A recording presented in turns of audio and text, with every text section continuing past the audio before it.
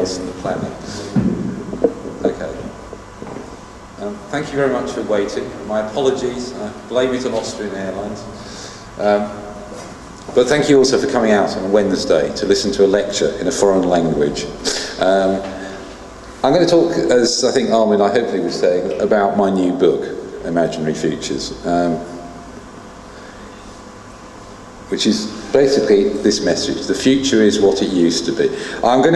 It's quite a long presentation, so what I'm going to do is I'm going to go very quickly through the highlights of it. You can download the whole presentation. Oh, somebody has just walked in front. Excuse me. So you go here, you can download the whole of the presentation. And lots of other stuff. There are videos and other things, and articles. Okay, so as I said, what I'm going to talk about tonight is the future is what it used to be. I know this sounds paradoxical, but the reason why this is the case is because this is a picture which my father took in 1964. This is me, age 7, my sister 2, my mother.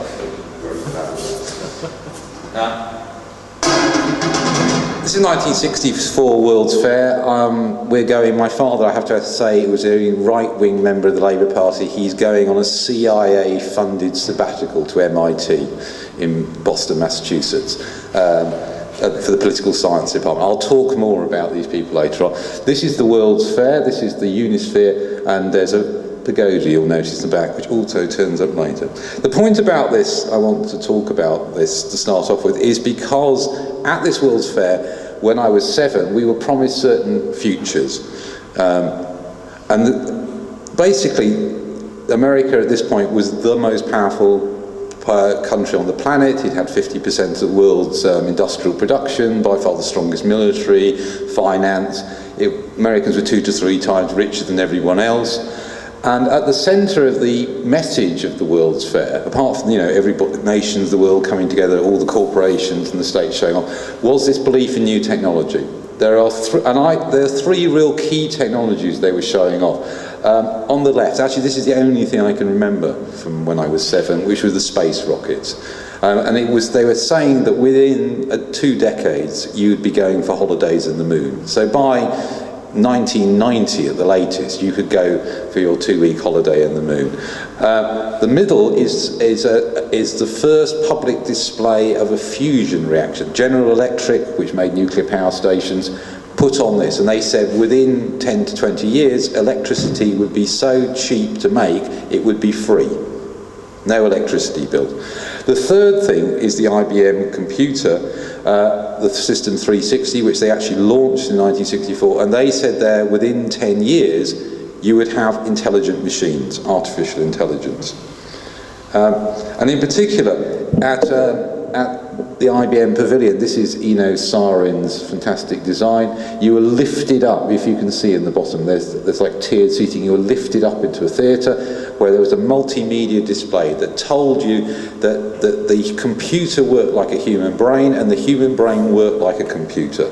And as I said, the supremacy of America was that within, as I said, 20, a generation, we'd have holidays on the moon, free energy, and the thinking machines. This use of the World's Fair to do this was not something new. Way back in the 1850s, the British had put on the Great Exhibition, 1857 I think that is. This is the world's first modernist building, where they did the same thing. The Britain got nations of the world to show their own stuff, but the main thing was to show Britain's technological superiority through the steam engine, particularly the machinery of the Industrial Revolution. And so one of the messages that comes out in these World's Fairs right across the centuries, for instance, this is the one from the 1939 New York World's Fair, is the same thing, that new technology represents geopolitical power. The future, in other words, by predicting the future, you can understand this. What the imaginary future does is say the present is basically an anticipation of the future, and by understanding the future, you can understand that's how you understand the present. It's a two-way process. So it's all. So one of the key points about this, as I said, the book tries to do is to show the way that the future is not just simply predictions, that the future is actually a way of thinking about the present. So in Democracy in 1939, they have this quite accurate prediction that within 20-25 years, New York and the other American cities would be reorganized from being centralized industrial cities to being suburban cities. People would commute to work and their own cars. And actually, this prediction is quite interesting, that if you went to the 1964 World's Fair, 25 years later, you probably did live in a suburb and you did commute. So this is what they predicted the future would look like by 1964, and this is what it did look like by 1964. So in a way, as I said, it's not, as I said, showing that you have new technology, as I said, it's not just a way of saying we are better than every other nation, it's also a way of saying understand. So if you think in 1939, America is just coming out of the Great Depression, Europe is about to have another civil war, East Asia is already in a war, America is saying we are the hope of the world because we are in a sense an anticipation of the future to come. If you want to know what Europe and Asia will be, think of what America will be. So in 1964 you would have thought that these predictions of holidays on the moon, free energy and thinking machines are quite credible. If this shift had been made in 25 years, why shouldn't they make the shift from this 25 years later? Why in 1990 wouldn't you have precisely free energy, holidays on the moon and thinking machines? Well, I think one of the interesting things is to think what these technologies were actually made for. If you think about the motor car, yes, it had military purposes, but its primary purpose was as a civilian transportation system. Computers and rockets and nuclear power stations were invented for quite a different reason, which was to fight nuclear war, and particularly computers. IBM's career comes out of making machines to fight. This one on the left is IBM's first real electronic computer, wonderfully called the defense calculator. I think there were about 16 or 17 of these made. Every one of them went to either US military or weapons manufacturers. This is the SAGE nuclear defense system. Defense, I use in inverted commas, I should say. It's the way that America would plan to fight a nuclear war. It's actually the first use of graphical user interfaces, computer networking, and a prototype of the mouse. So in a way, what we can see here is that computing, when they're predicting, when they're talking about the thinking machine here, is a way of thinking about what actually is happening here, but in a different way. Because the fighting of nuclear war is, if you like, the latest iteration of what computing had been designed for. So in its first iteration, we can see this is Babbage's difference engine, an attempt in the late 19th century to create an analog calculator, and this is Alan Turing, the people who worked in Bletchley Park, where they cracked the German Enigma codes, and this is Baby, the Manchester University first computer. Now all these efforts were funded by the state. This was funded by the Royal Navy. Obviously this was funded so the British could win the Second World War. Win in inverted commas. So we can think about that it was a military technology. And so the way you think about a computer in this sense is say in two ways now. It's both it has a use value as a military war-fighting machine, but it also has this other thing. As I said, it becomes an icon of the imaginary future. And particularly because what we have to think about is there were lots of technologies invented around this period. My mother always says, if you think about what was the most influential technology invented in the 1950s, she said it was probably the contraceptive pill, because they were the first time that women could control their own fertility and weren't dependent on men. But yet people picked up on the computer as a particularly iconic technology. And so one of the questions I asked in the book is why this is the case. Why should we do this? Well, partly I think this is because of the way that the computer became a way of thinking about the world. It becomes used, as I said, in this imaginary future. And in particular in 1948, coming out of the researches of, basically the weapons researches of in the Second World War in America, people started to try and create a meta-theory that would, in the same way that different scientists were brought together from different disciplines to make weapons, they could create a meta-theory that would connect not just all the natural sciences, but also the social science. And particularly this character, Norbert Wiener, who was actually invented a self-correcting anti-aircraft gun, and then went on to be like the chief theorist of a set of conferences which were held in the aftermath of the Second World War, and wrote this book. And this book is quite interesting because if you read it, it's sort of quite abstract, has lots of mathematical symbolism, calculations in it, yet it became a bestseller. And one of the reasons it became a bestseller because it seemed to explain this new high-tech world that was emerging in the aftermath of the Second World War, and actually was the world that was coming out of this prediction, of this new world of Fordism, of consumerism, of the suburban home and all the rest of it, and the car and the motorway. But of course the problem with Wiener, if you know anything about him, is that though he played a leading role in the Second World War, when it came to the Cold War, Wiener innate politics came out. In the Second World War, leftists could work with the US military. The problem is when the Cold War, people like Wiener started to say, well, actually, this far from this liberating humanity, what we're doing here is preparing the grounds for a nuclear holocaust. And so Wiener, as a socialist and a pacifist, became, if you like, unacceptable. So they needed to find somebody else who could take cybernetics in a way that would be acceptable to the US elite. And for this person, they found somebody, Johnny von Neumann, who originates from Budapest, just up the road from here. His family had been bankers who had their bank nationalised in the Bolshevik Revolution of 1919 in Hungary. Eventually, via Germany, had ended up in America and was a die-hard anti-communist. He'd worked on the nuclear bomb, and in the late 40s, he advocated nuking the Russians to stop them acquiring a bomb. In fact, this would have wiped out most of Hungary in the process. Doesn't seem to have concerned him very much.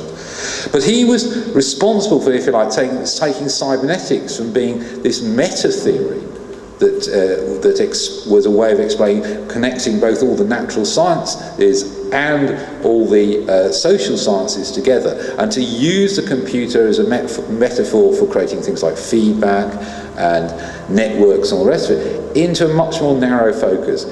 Neumann concentrated on one of Turing's predictions, which was that the computer could become intelligent.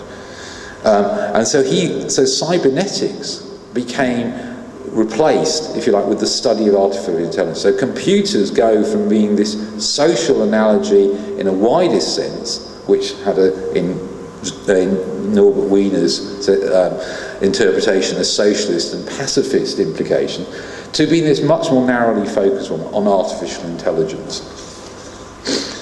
Now, artificial intelligence, you know, you can say it's a good story, because if you have people who are working on basically building command and control devices for fighting a nuclear war, that is, wiping out Russian civilians in their millions, and the unfortunate inhabitants of their colonies in Eastern Europe, you can say to them, well, actually, you're not fighting nuclear war. What you're doing is building the intelligent machine. That the military sort of inadvertently creating the conditions towards this. And von Neumann and others said, well, you can say the reason why we're going to have a intelligent machine within 10 or 20 years is because each switch in a computer is like the neurons on your brain, and if you have enough switches in your computer, they'll eventually reach the same size as a brain, and therefore the computer must think. This seems a very dubious argument to me, but nonetheless, this is the argument that so you could actually mathematically, if you like, predict when intelligent machines would arrive. But as I said, I think it's much more to do with this concept of giving a mission to computer science.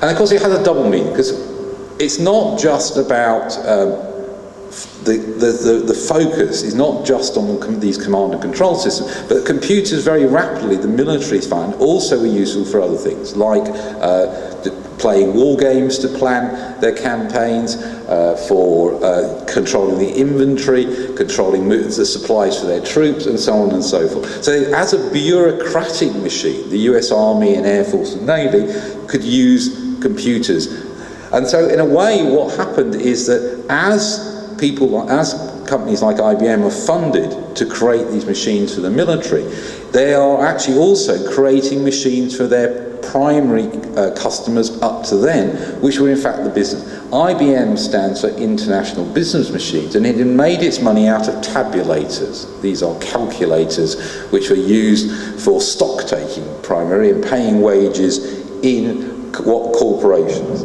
And so what's happening here is that, in a sense, IBM eventually would have been forced to go down the path of computing, if only to keep up with the industrialization in the factory. As the Fordist factories emerge in the course of the 20th century, manual workers on the production line are using more and more machinery, and the office starts to lag behind. I mean, the offices are using technology, telephones, typewriters, filing cabinets, and all the rest of it, and these tabulators. But the key technology that they see that they can up this investment is by introducing the computer. You can replace hordes of tabulator operators with a few people operating a computer. And so we warned about the program of artificial intelligence as not just being about a cover story for military research, but also about a way of not thinking about the consequences of the computer in the office and the factory. And as he says here, is if you think of the machine as a mechanical slave, it means that you're saying that humans have to compete against a mechanical slave. In a sense, what we know picked up on is that in our society, what is in economics called commodity fetishes, that is that we tend to think that the social relations between people are through things. And so it's interesting that he picks up on this idea that the machine, far from being our liberator, is a way that the domination of the factory is reproduced. The way that the relationship between management and workers is expressed through the fantasy of a machine that can run itself. That you can have, you can have factories without workers and managers, and in fact, what it means is you have people who have to compete against a mechanical slave. So this is one of the main imaginary futures I look at in the book to prepare the ground in a way to say try to explain why the computer is picked up as a key technology. As I assume Armin was talking about in our introduction, we come out of this generation who in the 90s were very interested in the internet, and one of the reasons I got interested in this project was not just that I was having this prediction, thinking of this prediction back, when I was 7, I've been being told, but also that the way that ideas around the internet, actually, as I tried to discover where they came from, the sort of fantasies of the 1990s, the way that I was trying to understand where these came from. And one of the things I was interested in the 1964 World's Fair I picked up is the way that a lot of the things about the way that the internet was supposed to unite humanity, you could see that the same rhetoric was used about the same technologies.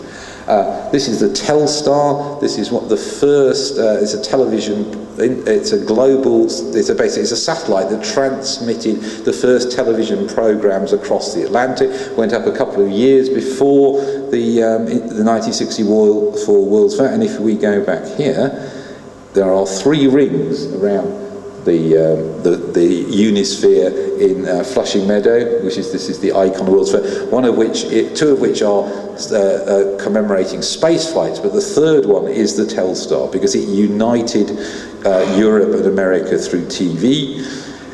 The other things, obviously, as I said, in 1964, that the IBM launched its system 360. Which was the mainframe, which is the mainstay of the computer industry for the next 20 or 30 years. And I am assured that my mobile phone is still using the same architecture as this computer, and a video phone from Bell. And so what they were saying is that the convergence of, on the one hand, telecommunications, the other computing, and the third of media, would create peace through understanding. So a lot of the rhetoric of the dot-com era was in fact already present in 1964. When I was 7, I wasn't even aware that I was preparing for my theoretical career as a as a critic of the internet.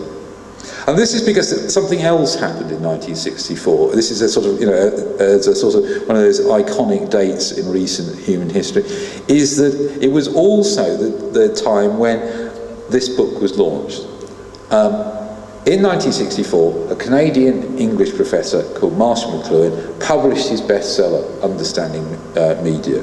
And in this book, in a sense, he provided in a book form what this particular convergence was saying. It's not just that the computer will become intelligent, but that is create a synthetic individual, but that the computer, and particularly when it converges with media and telecommunications, will create a new society.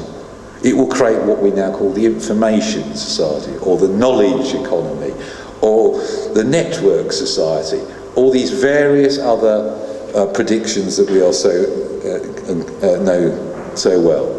So in this particular book, one of the key phrases that's picked up and still used today is he says what is occurring is is the emergence of what he calls the global village. Nicely contradictory idea. On one hand, it covers the whole world. That is, that the nation states will break down and be replaced by one world, but also it will be a return to the intimacy of the village. That we will, so in a sense, the problems of capitalism, alienation, nationalism, will be solved by the convergence of these three technologies into one. So in 1964, 5 years before the internet arrives, Marshall McLuhan is predicting that the internet will transform society. We will move from in the industrial era, what he calls the era of printing, basically, the Gutenberg galaxy, into a new epoch, the epoch of the internet, what he calls the global village.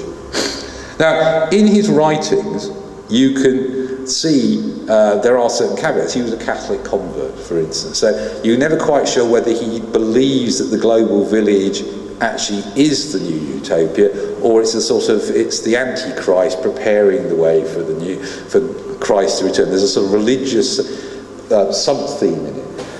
But for us, I think it's interesting, is that was completely missed at the time.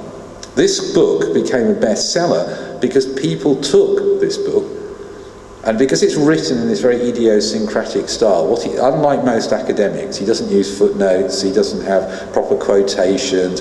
It's actually constructed he dictated this book to a secretary. He didn't actually even write it. So it's written in this very easy to understand style, which is one of the reasons why it crossed over from the academic market into the mass market. And this prediction, and in the hands of people like Tom Wolfe, obviously much more famous later for his novels, but for hip journalists like Tom Wolfe, they took McLuhan and turned it into McLuhanism. So in the sense that we can say we have cybernetics without Wiener, what we get is this really weird emergence of sort of McLuhanism without McLuhan, without the caveats, without the sort of, because I said it's interesting if you read McLuhan, he's a sort of jester as well. He's not just a sort of utopian prophet, but if you take this and turn it into a gushing prediction of the optimism of how the internet is within the next 10 years, by the mid-70s at the latest, going to create this new society. People like Tom Wolfe and his PR agency, who were promoting him around America and then eventually the world, and in television programs and in op-eds in the newspapers and magazines, he becomes this symbol of the 60s vision that there is an imminent technological liberation. So we have to say, why is this the case? And again, I think we need to go back, as with the prediction of artificial intelligence, and locate it in the particular time in which it's happening. I said, though this is a prediction of the future, a prediction that we're still, in a sense, living with, it's an imaginary future that still haunts us. It's actually based in a very particular moment. And I think one of the purposes of this book was by doing an archaeology of the future, a history of the future, is to then question these futures. Because McLuhanism, which is still a very dominant theory across not just the media, but among politicians and economists and experts and in the mass media and in academia and elsewhere, comes from a very particular moment in our history. And that is the Cold War. Like the prediction of artificial intelligence, it comes from when Europe was partitioned in two between the Americans and the Russians, and that the fact that this partition was not a hot war. It was in the south, obviously, but in Europe it was not a hot war. Both sides had no intention of fighting a real war in Europe, but they needed to have an ideological struggle between the two sides to discipline both their own spheres of influence. And so in this moment, scientists and natural scientists and the social scientists played a key role. They're not just the manufacturers of weapons, they're also the inventors of ideologies.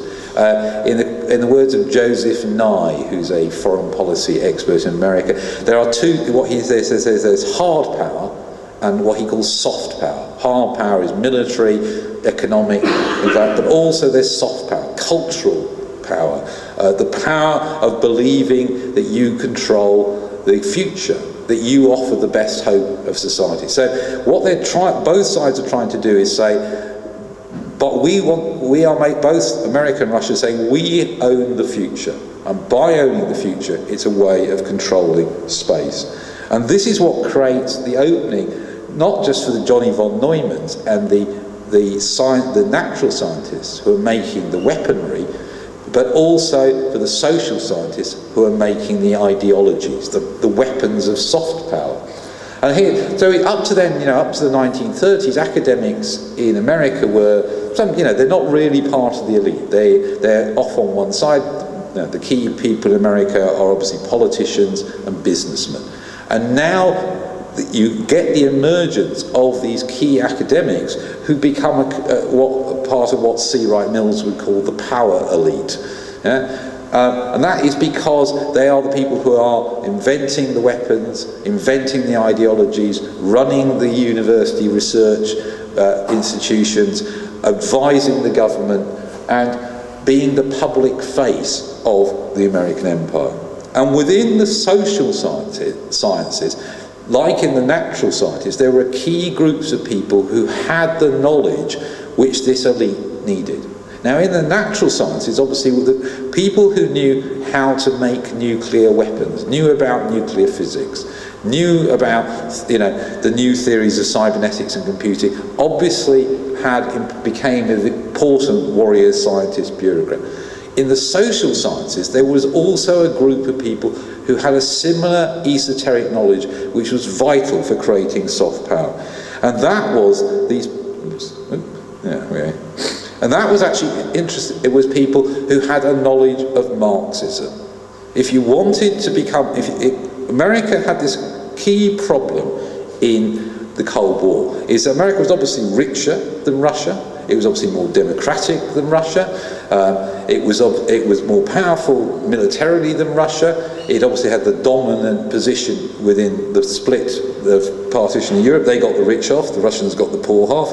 But what it didn't have is a narrative of the future. It had a better present, but it didn't have a better future. In fact, it didn't have a future. All it could say to people is, you will become like America. It didn't have a prediction of what the future would be. And so these people had a key role to play. They could do two things. They could explain to people how America became powerful. They had a knowledge of what we would call the materialist conception of history. But they also, crucially, had a way of taking the prediction of the future and turning it to the advantage of the Americans. As Ignazio Siloni, an Italian ex-Stalinist, said in this book, CIA-funded book, I should say, The God That Failed, the final struggle for global will be between the communists, that is the people serving of Russia, communists with a capital C, and the ex-communists, the people who've now defected and are working for the Americans, like Siloni. And a particularly interesting person is to look at James Burnham. James Burnham in the 1930s was one of the three major leaders of American Trotskyism. He then became disillusioned, and in 1940 wrote this key text, The Managerial Revolution. And what he did is he took the ideas that Adam Smith had. Adam Smith saw was the first person to realise that we had social evolution. Before we had natural evolution or geological evolution or the evolution of the universe, we first had to conceive that human society was evolving. And he said, Adam Smith says, that we move through these stages from hunting to herding, agriculture to commerce. And of course, this influenced very strongly the American revolutionaries, but of course in the late 19th and early 20th century, this was taken over by the left, who said, well, why can't we go one stage further? When we're at the stage of commerce, that is capitalism, we should be able to go forward another stage, to socialism, to communism. And what Burnham did, having been a Trotskyist, he understood this. He had this specialist knowledge. As I said, these were the social scientists with the esoteric knowledge to actually be able to create this argument for the American. And so he could take the materialist conception of history, because he knew, and replace the next stage. So what he said is that human society had gone through an evolution from agricultural society into liberal capitalism, but now it's moving into a new stage, which is not socialism or communism, but what he called managerialism. There's a managerial revolution going on. So you could connect, this is the world of big business and big government, and you could say what's happening in Russia, what happened in Nazi Germany, what happened in New Deal America, this book is written in 1940, are all the same process. They're different types of the same process of the shift from liberal capitalism to managerialism.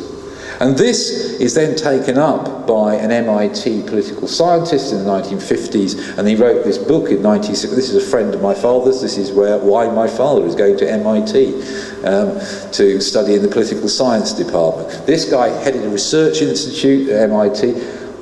Walt Rostow, named after Walt Whitman, so his parents are Jewish, socialist emigres to America, had been involved in the American Communist Party, then like lots of people had rallied to the cause in the Second World War, and in the 1950s becomes one of the major theorists of this Cold War left, and as he says, the stage of economic growth, a non-communist manifesto. It says it all in the subtitle. And what he says is we can replace the history, the Marxist history, the history of the idea that we're going to move from agriculture, feudalism, capitalism, communism, to a new one. He said, well, what you have is traditional society, which then goes through a takeoff, nicely mechanical metaphor. We then have industrial society, and then that's replaced by mass consumption society. And guess which country is mass consumption society? You can do a little graph like this, and it shows that a bit like Stalin actually predicting that we get closer to communism by having more tractors and more concrete and more steel, that as you have economic growth, countries will go through these stages of growth. And so Europeans in the 1950s are basically in the industrial stage of growth. Most of the rest of the world is either a traditional society or going through takeoff. But the one country that's pioneering the future is America. It's the first country into mass consumption. It's into this, as we saw here. It's this, basically. It's already here. Fordism is here in America.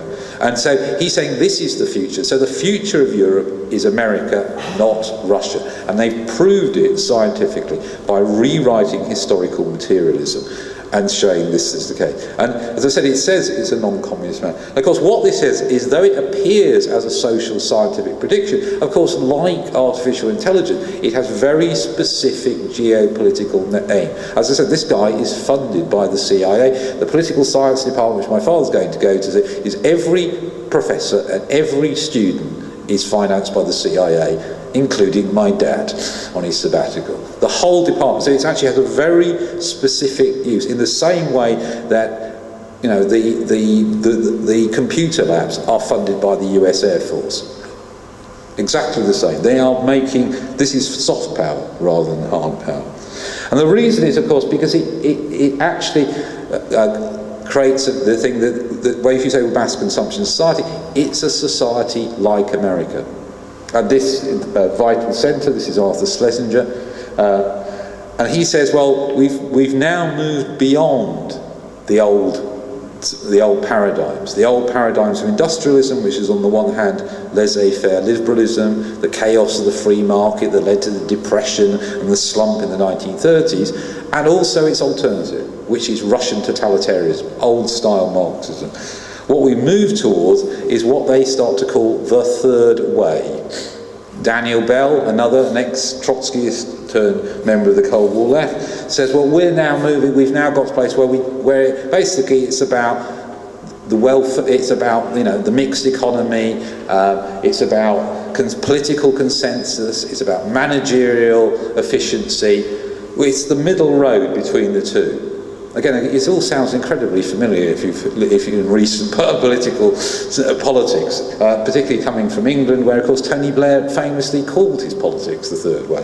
That's why we used to say to people, New Labour, it's my dad. Yeah?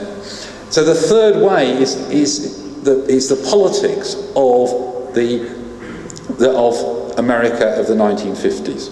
And of course, what this says is, for Europeans, if you have to choose between Russia and America, America is the future, not Russia. It's not Russia as a backward form of socialism, and it will eventually overtake America. It's going to, as Rostow says, it will eventually converge with America. Russia will become like America, not America like Russia. And in particular, they use theorists to explain this economically. And I think it's interesting to see that one of the key influences on them is an Austrian, Rudolf Hilferding, who wrote this book. It was published here in, I think, 1910 in Vienna, called Finance Capital, which then became one of the founding texts of what would become later known as Keynesian economics. J.L. Hobson, Michael Clazy. So what they wanted to do is say that there's a basic, you could create a middle way in economics, which wouldn't be the free market, and it wouldn't be the totalitarian state. It would be planned capitalism. Big business and big government together would create prosperity. And the proof, we say in English, the proof of the pudding is in the eating. America was richer than everywhere else. My mother can remember that when we went to America in '64, it was 2 to 3 times richer than England. It was the country of large fridges and big cars and consumer prosperity and colour television sets and all the rest of it. And so, in this way, as I said, they had, in a sense, what they had now is they could say, well, what's happening by the early 60s is whatever faults are remaining in America, now things were changing, they were going to be finally sorted out. America would become, obviously, the great society, the best place, because people like Walt Rostow, this is him in the centre, are now actually national security advisors. They're the advisors to the president because Kennedy has just been elected. This is Galbraith, who becomes ambassador to India. They even have technocrats like Robert McNamara, the head of the Ford Corporation, as Minister of Defence. And so, obviously, the greatest problem facing America in the early 60s is, though it was the bastion of democracy, actually it wasn't a democracy, because millions of people couldn't vote because they happened to have the wrong colour skin. But by 1965, America became a democracy with the passing of the Civil Rights Act, and this is Johnson, Kennedy's successor, signing it into law. So even entrenched racism was disappearing. It would be richer, democratic, obviously the great society, the best society in the world. But of course, I said, but the problem, as I said, that it comes back to one thing. The American present is obviously better than the Russian present. The difficulty is the Russians still own the future. And so this is the final problem that they have to solve. And in 1964, under Daniel Bell, they set up this thing called the Commission towards the year 2000, where they want to actually create an American future, so that they will have the American alternative to communism. So that you will say that not only America is better now, but in fact America will be a better... And you can see here, it's difficult to see here, but I'll just go you through this. This says pre-industrial. This is the takeoff, transitional, which is as in Roscoe. That's industrial, that's mass consumption. And here is what they call post-industrial society. This is 1965. This diagram is done. And you can see, surprise, surprise, who is first? This is the United States, it's just coming out of mass consumption at this point. And surprise, surprise, it's going to be the first, it's going to be the top. The the Russians are here, and then hopefully there's a big swing. There's probably going to be a massive subject, but if it's very lucky, it might be chasing the Russian proposal. Is in West Germany. Here we are, the British. You see the British lagging behind as usual. So all the Western countries following up. And of course, what it also shows is countries like China are going to go through the same stuff. So what it shows is America is the leader of the pack, and its enemies, its Cold War enemies, will be chasing it into the future. And of course, by owning the future, you can claim to control the present. As I say, it's a soft power claim. And so of course, the interesting thing is how do you explain this post-industrial society? Well, one of the things you do is explain it through this, which I showed you here. It's the convergence of telecommunications, the media, and the computer. But again, as I said at the beginning, one of the things that interests me right at the beginning when I started my research is why pick on these technologies? Why pick on media, telecommunications, and the computer? And I think one of the things to understand this is it wasn't the Americans' choice. The reason they picked up on the convergence of these three technologies into the internet is because the Russians were already predicting this. Over in the East, in the 1950s, a group of people came together in Russia and used Wiener's cybernet. As I said, explained, in America, Wiener was basically excluded from influence because he was a socialist pacifist. He then, in the 50s, is picked up by reformers in Russia precisely because he is a socialist pacifist who refuses to work on American military projects. And they take Wiener's ideas and use it as a way of criticising Stalinist top-down central planning. And they say, well, what we can do is take the technologies which we've used to create our nuclear war-fighting command and control system and use it to run the economy, what they call the Unified Information Network. This is the first concept of the internet in human history in the late 50s. This is Oskar Lange, who was a Polish Marxist economist, a computer pioneer actually in Poland, who was also involved in this group of people. And what they said is that if you put these together, these technologies together, you could create a cybernetic system. So if you went down to your local shop and bought a pair of red socks, it would send back to the red socks manufacturing factory, make more red socks and send them to that shop. It's what we now do with barcodes. I mean, it's actually a remarkably accurate prediction of how our economy does work, actually. But it had another thing for them, is that it wasn't just a way of making central planning work. I mean, obviously, in a sense, we can say central planning in Russia was incredibly brutal and stupid, but it had won the Second World War and beaten Nazi Germany. But of course, by this point, especially in the 50s, the limitations as an economic system were becoming apparent. But for these reformers, it was also a way of recovering the libertarian promise of the Russian Revolution, because they thought if you wired up the country, it wouldn't allow just people to communicate about their economic needs, but also to politically be able to run the country. And in particular, this group of people saw that if you basically took the ideas of Marx, which obviously were very influential on the Austrian Social Democrats a long time ago, was this idea that the workers should run themselves. What in Marx's analysis of Paris Economy is called the dictatorship of the proletariat. That is, the workers should not only control politics through the democratic republic, universal, but also should use the same principles to control the economy. In the case of the cybernetic communists in Russia, it's the other way around. If you can control the economy, you can actually democratize totalitarianism.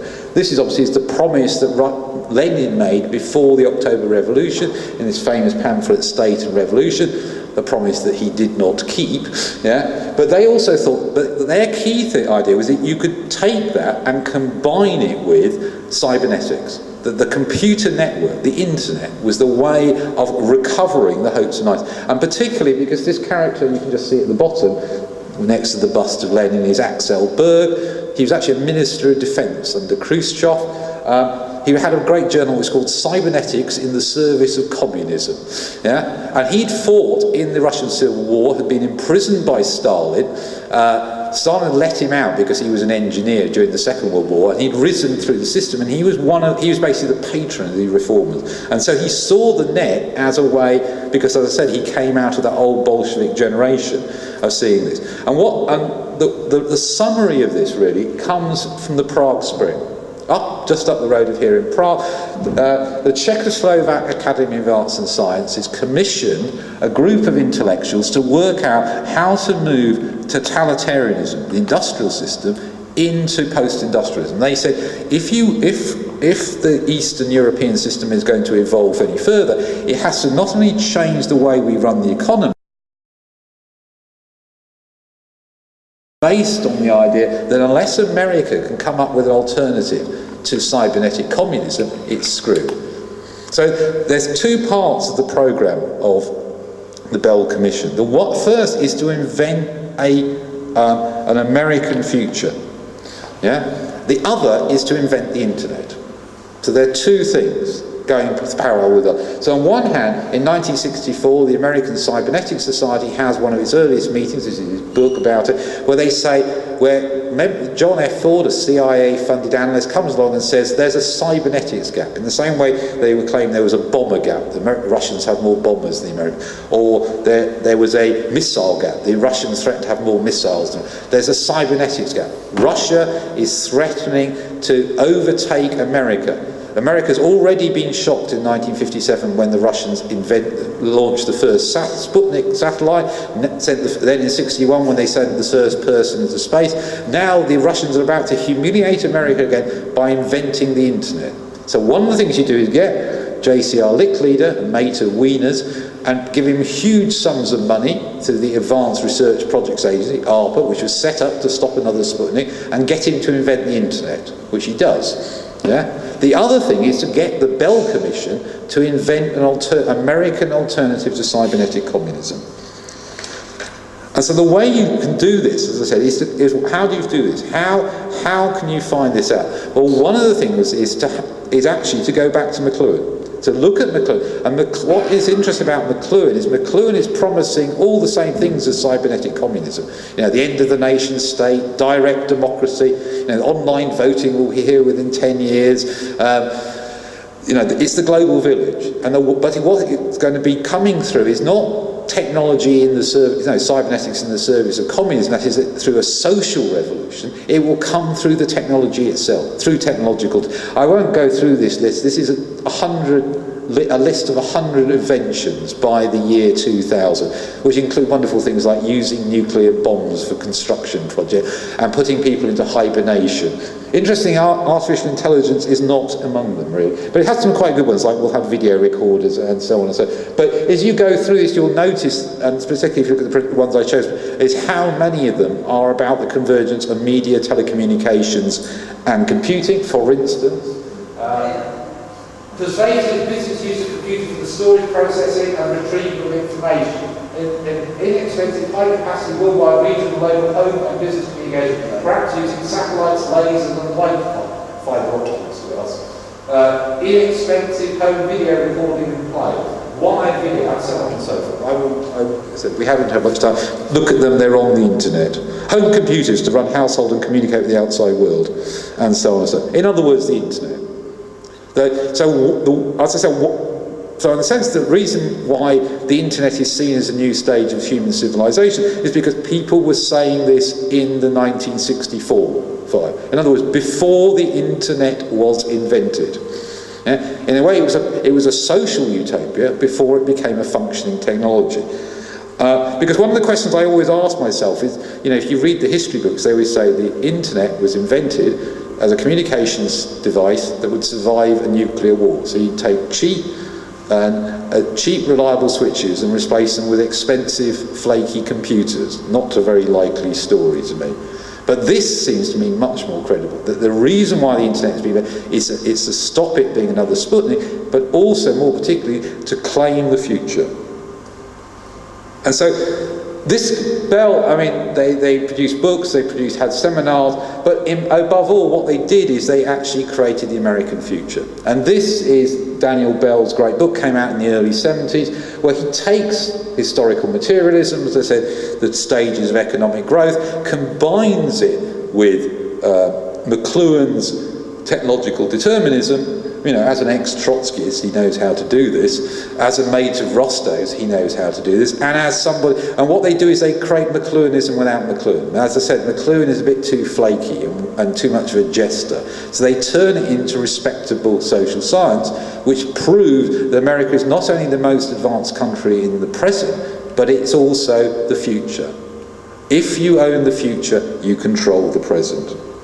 And this inspires a discipline, futurology, where they start predicting, well, we're going to move from an industrial society to a post-industrial society, a society where the knowledge class will be dominant. I've written this book called The Class of the New, which analyses how Bell picked up on a much older tradition within modernist thought, goes back to Adam Smith, again, that there's a small group of people who are predicting, who are, if you like, at the progenitors of the future, the precursors of the future in the present, and this institution, the university, the place where ideas and knowledge are created, is the model of the future. If you want, you know, if you're an academic and you want to know the future, just look out of your office window. Yeah? So this becomes, if you like, the basis of all predictions up to now. So when people are talking about the internet now, they're drawing on these ideas that came out of the Bell Commission and its response to cybernetic communism, where you take, so the information society, the knowledge economy, is American for cybernetic communism. So the question is, why is this interesting for us? Well, I think, again, you have to take it back. It's a prediction of the future, but it's rooted in the 1960s. As I said, it's the future is what it used to be. And in particular, it's this Cold War game that they were playing. Actually, Lenin said that, the 20th century would be the century of wars, incessant wars. But what's interesting is after the Yalta Agreement in 1944, there was very little violence in Europe between the two superpowers. Okay, they're brutal to their own populations, like the Americans in Greece or the Russians in Hungary, but they didn't fight wars between each other. And so the struggle for soft power becomes a key part of maintaining discipline within their two spheres of influence. And of course, this is a Salzburg seminar, just up the road, where I went as a child with my dad, and it's the Congress for Cultural Freedom. This was an organisation set up by the Cold War left, ex-socialists and ex-Trotskyists in America, funded by the CIA to win the support of left-wing academics, politicians, to the American cause. And they would meet in Salzburg and this is a photograph taken by my father at one of these meetings. I haven't been able to identify these people. I'd be really interested to know who they actually are. And so what they're doing, it's the struggle for soft power here. So if you can say America is rich, is the future, it's what Europe will come. So the left, instead of looking to it, giving its loyalties to Russia or some variant of the Russian dream like Trotskyism, or it should look to America. America is the third way to the future. And of course the interesting thing is that the American dream, as I said, is not just a consumerist dream. Even the rebels are made in America. The Elvis Presleys or the Jackson Pollock or Miles Davis or the beat poets and all the rest. Again, Jackson Pollock, Congress for Cultural Freedom, turned abstract expression. Jackson Pollock, an ex-Trotskyist, turned promote, and so on and so forth. So you can see that even the cultural rebels become American. But of course, what's interesting about this, as I said, this is what attracts my father. My father taught American politics. So he was spreading the word of the American empire in Western Europe. And as my mum said, they didn't have to pay him to go to admire America. He would have done it for nothing. But he got rewarded by these sabbaticals. But as you notice, here we are at the World's Fair, and I just want you to look at this building in the back, because it's quite interesting, because it's a pagoda, and you would be forgiven for thinking, since it was the pagoda of the Republic of China, that it represented this very large country on the mainland of East Asia, where a fifth of the world's population is. Well, actually, it's not China. It's Taiwan pretending to be China. So this is the World's Fair, a sort of virtual version, American virtual version of the world. And so I think, because what we have to think about is that the partition of Europe also leads to the partition of the world. Because if you are the Americans and you inherit the West, basically, you inherit all the old European empires. And so whereas in Europe, if you're comparing, say, living in Poland to living in France, it's obviously much better to live in France than live in Poland in this period. But out in the third world, the choice was not so obvious. Because when it came to the great game in the south between the two, if you lived in places like China or other places in East Asia or Africa or Latin America, obviously what happened was that America was often, ironically, the people who were defending the old order. And you had a totalitarian police state, Russia, being the champion of freedom and democracy. Look at South Africa, look at most of Latin America, look at East Asia, or national independence. And again, like in Europe, they mobilised the MIT behind this. My dad's mate, Walt Rostow, was the guru of what came modernisation theory, and you can use his theory, this, what I was talking about earlier on, this Stages of Economic Growth book, as a way of explaining why even in the South, even if you're under rather authoritarian pro-American regimes, that you should follow the American road, because these stages of growth are leading inevitably to welfare, to the welfare, to the mass consumption society. You'll go through takeoff and then industrialism and mass consumption, and eventually into the information society. So here we have, and here we have this list of people, and I'll just show you this. So the British are first to take off, and then Mexico, then obviously then the French, then the Americans, then the Germans, and so on and so forth. And of course the Russians wiped out here as the enemy. And you can take everybody out of this. So everybody is following the same stages of growth. And of course what this means is that in the South, this is sort of, what's happened in a way is that by having peace in Europe, they displace the conflict in the South. So whereas, as I said, Lenin said that the imperial powers in the 20th century would fight over where the wealth of the world was, actually they didn't do that, because they didn't fight over wealthy Europe. What they did is they fought over impoverished nations in the south, because it didn't make any difference. It didn't really make any difference whether you controlled some small third world country or not, but it allowed them to have the struggle. They could have, it was a game in a way, and what's more, it could be theorised on a computer. You could use computers, cybernetic reasoning, to take this irrational struggle for imperial supremacy and make it look like a rational game. And the ultimate expression of this is, in fact, the American invasion of Vietnam. Because Vietnam had no geostrategical significance and no economic significance. But what it did do is have immense symbolic significance, because what Vietnam did have was a revolutionary nationalist movement that saw not MIT and modernisation theory and the stages of growth, Walt Rostow's stages of growth, as the path to the future, but following the example of Mao's China. And so what you have what the Americans were struggling for in Vietnam was not to possess a piece of territory as an old imperial power would have done, to seize its assets or exploit its people. What they were trying to do is control the piece of territory to prove that they own the future and the path to the future, to block off an alternative path to the future. And one of the major advocates of this invasion was in fact Walt Rostow. And Walt Rostow had, moreover that, Walt Rostow worked out how the Americans could tell they were winning this war. Because, of course, one of the problems is, if you go and fight a guerrilla war in a jungle, again, you can occupy territory, but you don't actually occupy it. The Vietnamese have beaten the French without seizing a single city or town. So the problem was, how do you measure victory? And Walt Rostow, of course, said, let's get a computer. And what we could do is map the number of American and their collaborators, how many of them die in each battle, as opposed to the number of Vietnamese who die in each battle. This is the body count. And it's like a football score. If there are more goals scored by one side than the other, the Americans are obviously winning. And of course this leads to this idea that technology will inevitably give the Americans victory, because they have computers. They have better technology. And what Rostow says, we now have mobility thanks to helicopters, we have the computers that can plan the campaign, we have the bombing that will break the will of the Vietnamese to resist American occupation. And here we have my dad's mate with President Johnson, he was nationalist career. And here they have a little map of Vietnam, and they're planning which village to napalm today. And they were used. What's interesting, we can see this is an early use of the internet.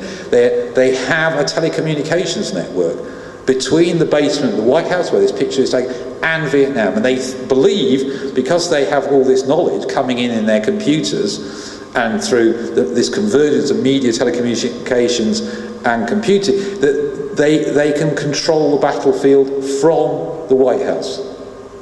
They have a sort of virtual reality version of the war. And as he says, in 1965, he said the Viet Cong, that is their word, means Vietnamese communists, are already coming apart, and they will collapse in weeks, not months.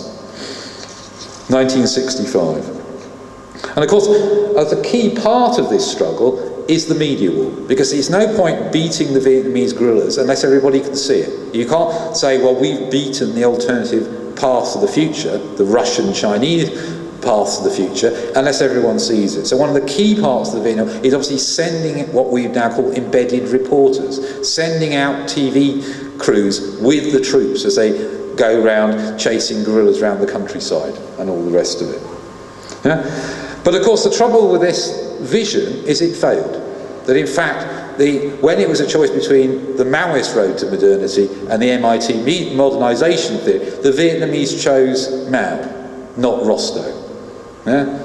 And in particular, as I say, what's interesting is in 1968 in the Tet Offensive, you can still read books that say the Americans won the Vietnam War militarily, but of course what happened was that they lost it politically, because first the population of America lost support for the war, and the troops on the ground started refusing to fight.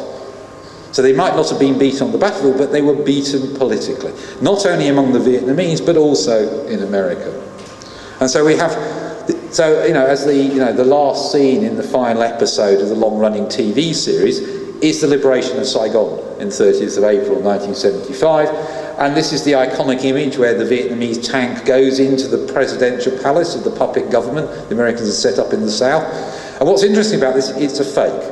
Because what had happened is the Vietnamese actually liberated the palace before the TV crews arrived. So what they did is they took all the troops out, put the gate back up again, and this is why you always see the TV crews all nicely positioned for the Vietnamese to come and liberate it, because they set it up so it would be on the TV news. So, as I said, it's interesting that, as I said, that this symbolic struggle for soft power is about a struggle about the future. And it's a future based upon whether or not America owns the imaginary future, which allows it to control the present. So you have a war where 3 million people die, which is about who controls the future. And one of the key ways we can see how this cybernetic communist future, how it's subverted by the Vietnam War, is the way that how McLuhan's prediction, McLuhanism, becomes bizarrely fused actually with the very thing it was competing against. As I said, the Bell's Information Society is a counter to cybernetic communism. And yet by the early 70s, when Bell's coming of post-industrial society coming out, one of the major interpretations of McLuhanism is actually a sort of bizarre Maoist Marxist vision. In fact, it's actually, in a sense, double reflected back on itself. And so you get in the hippie thing. I mean, there's this great, Michael Shannon later became a very famous Hollywood TV producer, was then a community TV activist. Yeah? And as he said, it grows out of a computer printouts, not the barrel of a gun. He's remixing Mao Zedong's famous phrase. And so you get this, and in Europe, of course, you get the situationists and the people who are influenced by them, who also say, well, the way we're going to get rid of Fordist capitalism, move beyond this, is by creating cybernetic communism. And so McLuhanism, from being the counter to cybernetic communism, becomes a sort of new left version. And you can see this right up to today if you read Tony Negri or the fans of Deleuze's Guattari. I mean, it's really interesting the way that they're still obsessed with this sort of strange mixture between McLuhan and the cybernetic communists. But of course, what's also interesting is the way that it was taken up. McLuhanism because in a way the defeat in Vietnam discredited the Cold War left version, the third way version, this idea of the technocratic state. It not only created this left-wing version, this reverse, if you like, a mix that drew on cybernetic communism, but also it created the neoliberal version. And so you can see actually the way, again, when I was coming here, I saw this great poster for the Financial Times which had Richard Branson's face morphed onto Che Guevara's. Yeah. So again, you have this double yes, exactly. Where again you have the McLuhanist revolutionary is not the man with the gun, or the community media activist or tactical media activist. It's Steve Jobs, or it's the dot-com entrepreneur. And of course, again, and I know Armin talked about this earlier on in the introduction, is a way that you got in the 90s, mid-90s onwards, the way that magazines like Wired would take things like, this is Norman Rockwell, but Norman Rockwell, I should say, was an American Stalinist who then became a very popular patriotic painter in the 1950s, but socialist realism for Americans, this is. And so this is a picture, again, of the way that the dot-com boom is McLuhanism. It says America is pioneering the internet, therefore America must be the future for the rest of the world.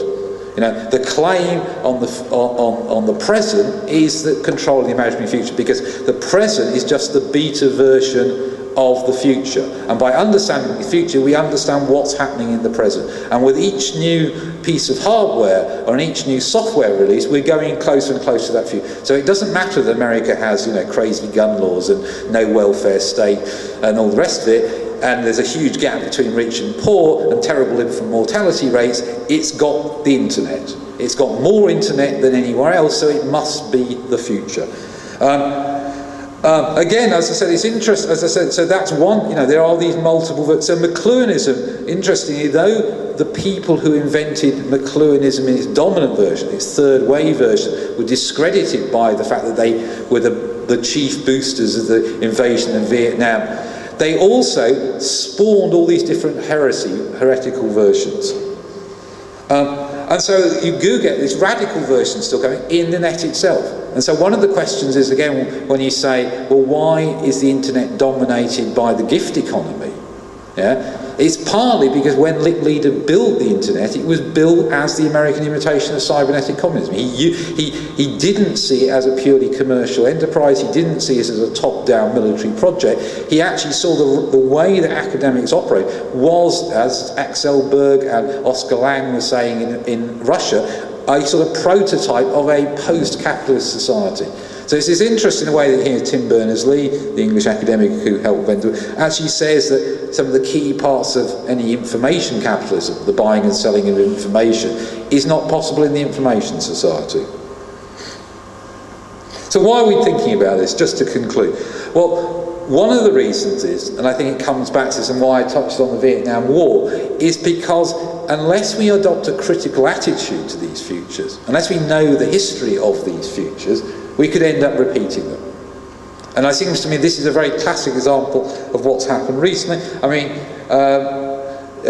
Donald Rumsfeld said that the reason why they were invading Vietnam, that's it, Freudian's Iraq, was to show who was boss, basically. It was literally a demonstration of force, in the same way as the invasion of Vietnam was.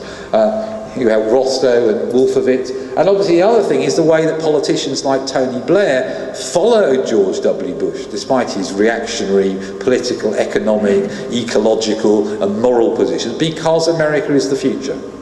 I'm a member of the Labour Party, so I have argued with Blairites, and they say, but America is the future. They actually do say this to you. America is the country that we have to copy things from. All right, we'll alter them a bit and make them a bit more humane. We'll follow the third way, as in the 1950s and 60s, but nonetheless we should follow them. So this is one reason, I think. The other thing, as I said, I think, is that is by understanding the McLuhanist problem. The problem with McLuhanism, like artificial intelligence, McLuhanism says it's not people who make history, it's the machine that makes history. It's not the way, in the same way artificial intelligence says we'll replace fallible human beings with this immortal machine, this robot slave.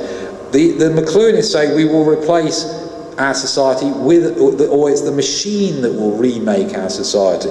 And of course, one of the interesting things is the way that the internet has actually allowed the subversion of this McLuhanist dream. I mean, if you think of the protest movements against the invasion of Iraq, what a key role, this is just some photos I took at the demos in London at the time, the way it played such a key role in organising the demonstrations and protests, you know, blogs and websites and listservers and all the rest of it.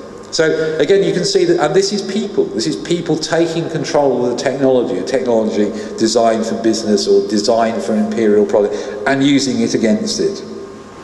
And of course this leads to, of course, always my favourite irony is the way that at the moment we do have these two visions competing against it, but they're social projects. Yeah, so on the one hand you have people in the gift economy constructing actually within the internet what a friend of ours in America calls software communism. Of course, he says that the hard bit is hardware communism. He's a Wall Street analyst, so he says software communism, that's easy. It's hardware communism, that's the problem.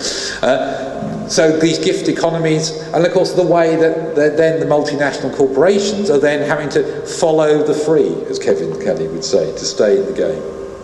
So as a final message in this long presentation, is I want to say, in a way, that the information society predicted by the cybernetic communists and by the Bell Commission is here, in a way. You know, and lots of us have broadband connections, Wi-Fi, mobile phones. The convergence has happened. But on the other hand, it's not changed from industrial to a post-industrial society. It's not fundamentally created this, you know, the utopia of the global village or cybernetic communism. It had, you know, we're still divided into nation states. Capitalism is still the dominant mode of production. So in a way, what we have to do is invent new futures. We must live, you know, by understanding the history of this future, why computers in particular, and computer networks were seen as a dominant symbolic technology of modernity in the last 50 years, we can liberate ourselves to then think of new futures, futures which maybe are more socialist, ecological, feminist, convivial, and liberatory. Thank you.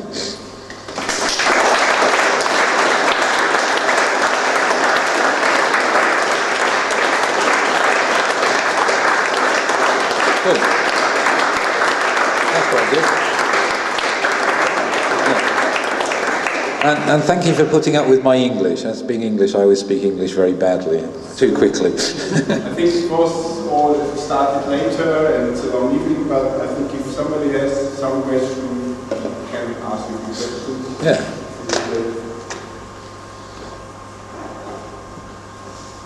Do you want to?